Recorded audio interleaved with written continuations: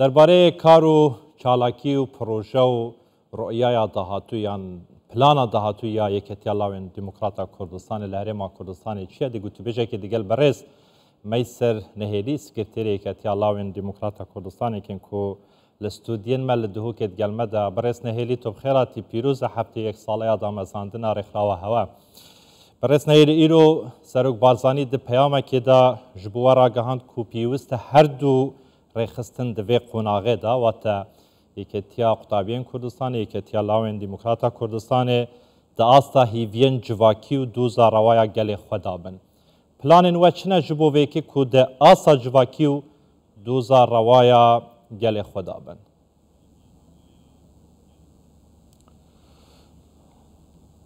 بله زور سپاس از بریکا تلویزیون هوا کانال 24 پیروز باهین هفته و یک سال یادم از راندن هر دور اقراوین پیشن که کتیا لاوین دموکراتا کردستان و کتیا قطابین کردستان گهین ما همی لاو قطابین کردستان و تایبت جی کادر و اندام وان هر دور اقراوا ابروکه ده پیروز باهی و آن بیان نامه جناب سروک بارزانی دامه وکوی کتیا لاوین دموکراتا کردستان هر دم کارو برنامه ما اوا بونه سر ربازا بارزان او بنمایل بارزان هاتیا دانان بو پیگوژانی بو مافی جنه جنگه پارزیه نشتیمان پرواریه خود ناسیه ما کارو برنامه خواه لدوف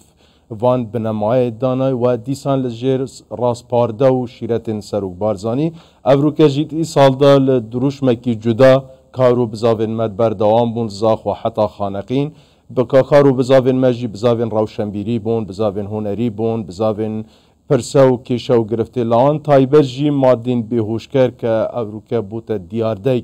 مخابنی و الهرما کردستانی او جی دروش می چالاکین ما ین برینها و اونها جی بردامن اورو دوای پیشوازی کرنه الهولی را پایتخت راستخواه هاتین دهو که بونده بجداری چالاکه که جماوریا لاوان بکن پتری 1200 لاوان بجداری کار و چالاکین مداکریه لجیر دروش می من خاونی ام نشتیمانم او جی هفت گریته و بوان بنماین که سر ربازا بارزانی ما اف دروش ما ایسالدان لجیروی دروش می ما کارو برنامه خواتان حال بردامن و هفته دهاتوش دا دیر بردام بین بهنده ام بشین ام تاکه کی منکی درست کین آن هاوکار بین بهنده اگر ام شان منکی ساخلم تن درست با آینده که باشتر بون و نفشه دهاتو درست کین ام دشین هم گروپه که هم تیمه که هم کوملگه که ساخلم درست کین با پاراستنا نشتیمان خواه به ریبراتی و سروکاتی از سروک بارزانی زور باشه کاک می سر رخراو و سر به پارتی دموکراتی کردستان پارتی هرچنده پارتکا سیاسیه لده سالن رابوری ده حتی نهاجی پارتی هیچ جاران یعنی ده هزرا حزبایتی کارنه گیره زیادتر ده هزرا نتوی و نشتیمانی ده کار گیره لهرما کردستانه ده کار و چالاکین خود اوائه که یکیتی لاوین دموکراتا کردستانه هنگ جیوی ویژنه لبرچاوی خود دانین یعنی به نتویانه نشتیمانیانه کار دیکن او گنجو لاوین کو دگلوه کار دیکن یان هنگ پی دیگینن هوشیار دیکن هاوکاری دیکن لسر اساس پارتایتیه یان لسر اساس نشتیمانی و نتوی کرداتی و کردستانیه گمان تدانین جنابت جی باز کرد پارتی خواه پارتکا نشتیمانی سیاسیه و برهنده جی کتی لاوانی دموکراتی کردستان کارو برنامه دوی بوهنده بونه که هم و بسیار الخواه بکن یعنی ما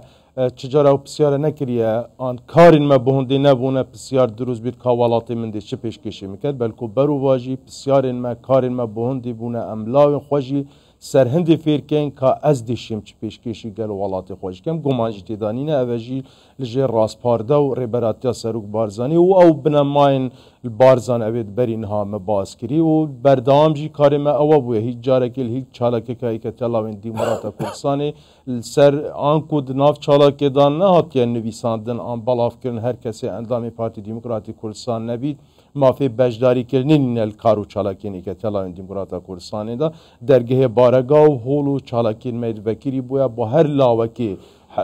حز هبید یعنی جی تو محبید بو بجداری کردن د کارو چالاکین جدا جدا کارو چالاکین پیشەیە ڕەوشەمبیرەیەن وەرزشی ji bervêjî rêxraweke pitir kar kiriye bû întima nîştîmanî bû beref pêşbirina komalgeheka saxlem bû parastina vî nîştîmanî guman ji têdanînin ev jî her rastparde û ew binyat û esasê rêberatiya Barzaniyê Bawk Partî Demokratîk Kurdistan hatiye damezrandin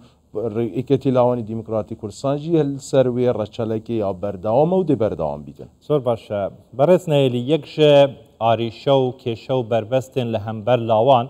nek tenê li Kurdistanê li hemî cîhanê derfeta kariye. Divê kabîneyan hema hikûmeta Herêma Kurdistanê da Serokvezîr biryarek daye ku di berjewendiya genç û lawên Kurdistanê daye. Ew jî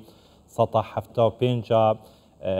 karkirin divê destê xûmalî bîtin. We weke Yekêtiya Lawên Demokrata Kurdistanê çawa şaye îstîsmarê we berhênanê divê biryarê da bikin. Gencê Kurd, lawê Kurd yê Kurdistanî haydar bikin ji vê biryarê.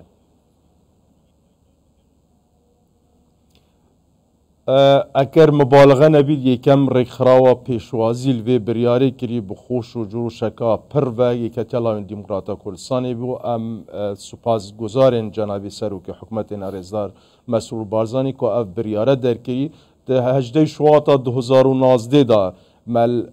18 Şuwatê da kar û bernamên xwe yên ev salê niha em têda me ragihandin ew jî li ser bêkariyê bû, koçê bû, madên bêhoşker bû, dadperweriyê bû we jiyatiya nîştîmanî bû an ku nîştîman perwerî bû ta niha jî hemû kar û bernamên me li ser van bingehan bûne we dîsan peywendîn navxwî we dîsan peywendîn lawan bû bi rêka Yeketiya Lawên Demokrata Kurdistanê bû derve girove jî bû yekê em helsan Encûmenê Lawên Kurdistanê ku zorbeyî rêxirawên partên siyasî têda bejdar bûn we dîsan peywendiyên me digel rêxirawên partên siyasiyên Asya we dîsanên Ordinê we dîsanên Çayna we li Ewropa jî niha jî berdamîn dahatû ji da tîmekê me dê bejdariyê çalekeka an ku dê bejdariyê korbendekê lawên Çayna deket bi hundê em bişên bibînin nûnerê rasteqîneyên lawên Kurdistanê li ser mesela bêkariyê jî hemû hewl û bizavên me ewe bûne taybet vekirina xulên pêşeyî da bi hundê em lawekî jêhatê an karameyîl dev durustkirin skîlekî dev durustkirin ew bi xwe bişêtin îdara xwe bikir. Biryara Cenabî Serokê Hikûmetê jî biryareka gelek di wextekê giring û di cihê xwe dabûye bi hundê pitiriya lawên Kurdistanê bişên helîkar bi destkevît û bi xwe bişên xwe îdare bidin û ne bi nebargerin li ser hikûmeta Herêma Kurdistanê û xêzan û komalgehê xwe jî. Başa weşiya bibine pireka baş di navbera desthilatê yan bijin hikûmet û gencan da ku dengê gencî şiyana gencî dahînanên gencî bigehîne li anên peywendîdar û li anên peywendîdar bîne serxetê ji ber vê yekê kontakekê dirûst bikin ku desthilat stûdê ji şiyanên gencî wergirîtin û genc jî bibîte berhemekê baş ji bo vê desthilatê ji bo vê herêmê. Belê nimûne bû yekê hel destpêka em destbekar bû li Kongrê Heştê Yeketiya Lawên Demokrata Kurdistanê bi amadebûn û serpereştiya Serok Barzanî me dest bi dêrasatan kir me dest twêjînewan kir li ser bêkariyê li ser koçê û taybet jî ser madê bêhoşker ke ev bûne girifteka mezin di nav Lawên Kurdistanê taybet jî cîhanê jî da giştî me berdewam salane twêjînewe hebûne me pêşkêşî cihên şolejê kirîne û supasî ve yanî supasiya cihên şolejê jî kirî guhdarî û zû hatûne serxet yek ji nimûnê diyên here giring ke parsal dîdara lawan di manga 11 manga sê da hate encamdan pitirî 1500 lawan têda bejdar bûn û sê babetên cuda ji da têda hatine behs kirin bi amadebûna Rêzdar Serokê Hikûmeta Herêma Kurdistanê Mesrûr Barzanî xwe têda hazir bibû penalê jî têda pêşkêş kir belê em ê şiyayî bibîne nûneretiyeka rasteqînet beyna lawê xwe û desthelata Herêma Kurdistanê ne tenya wê jî belku em ê şiyayî bibîne pir dey jî ew rûya û wicûda lawên Kurdistanê hey di navbera lawan û lawên welatên diyên derve jî çikû pitirî bi dehan lawên me bi rêka Yeketiya Lawên Demokrata Kurdistanê berjdarî li kor û kombûnewa û konferans û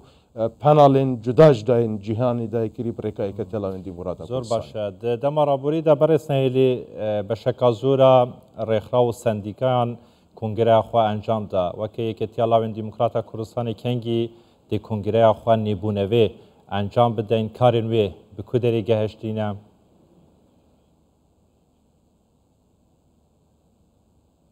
بله ما هت سالا خوشحالی و سال 2022 ما بریاره کنگره که تلاواندا پیشی کنگره 14 پارتی دموکراتی کردستان لیل برهندک ظروفا و هاتنا کنگره پارتی دموکراتی 14 پارتی دموکراتی کردستان او بریاره هات هندکی تأخیر بو پشتی کنگره جی دیسان مدز بر کارو برنامه خواکر بریاره کنگره نهی که تلاوان دموکراتا کردستان هات دان نها جمی برهویات یعنی همی که تلاوان دموکراتا کردستان همی که تلا خطابین کردستانی بو نوبونه و هاتنا جیله که دی و هاتنا گروپه که دی بو وان هر دور خراوه که ده هاتو دا ببنه دمنات یه دیاری کرن واستقینه هر دو تویجی گرنگن دم نهات یک دیاری کرن بس ام نها پروژه و برنامه ما سرهندینه که ده هاتو دا چجوره کنگره انجام دی بو هندی هم خوینه کانی هم جرحه کانی بهتت گوره پانه دال بردام بیل سر و رچالکه و برنامه تاتیه دانن با هر دور خراو بکبنت خدمت الله و قطابین کردستان دا سرکفتی بن برز میسر نهری سکرتری که تیالا و دموکراتا کردستان الاستودین مال دوکت گلمه دا و گلکی سپاسین هر هبن